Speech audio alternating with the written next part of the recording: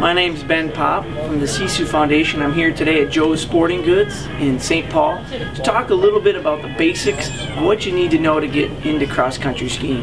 Here in Minnesota we have a huge number of ski trails, actually more in the metro than there are in Oslo, Norway, where the sport started. You're never too young to get started in skiing or never too old. It's an amazing amount of health benefits, non-impact, great cross-training for running and cycling. It's a great way to enjoy the Minnesota winter.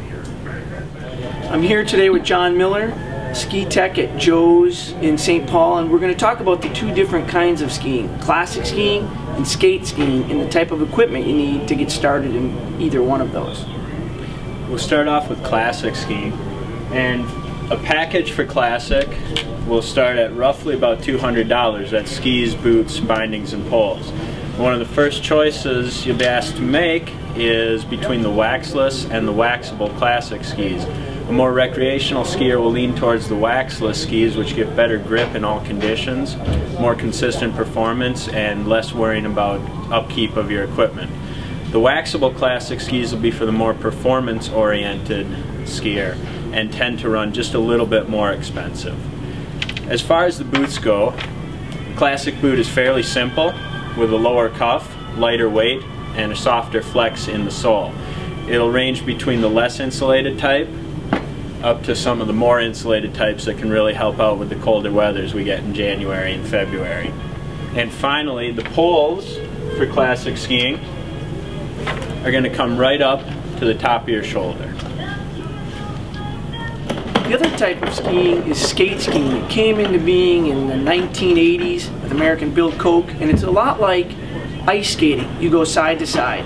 So I'm here with John Miller of Joe's again to talk about the other type of skiing, skate skiing, and the equipment you need for that. And a skate package is going to start a little bit more expensive than a classic package. We can usually get in about $350 for the most basic skate package, and it goes up from there. A skate ski is going to be shorter than a classic ski and quite a bit stiffer. Where a classic ski should flatten out completely, a skate ski should never do that. The boots for skate skis are going to have a higher cuff for more support when you're kicking side to side in the skating motion. And finally, the poles will be quite a bit longer. They'll come up to your nose compared to the classics, which came up to the shoulder. So once you have your equipment, the next step is learning how to use it. And one option is to take a Learn to Ski class with the Sisu Foundation.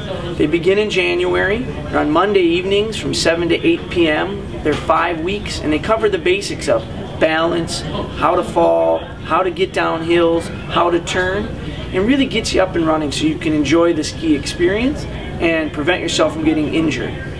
The second piece is knowing where to go.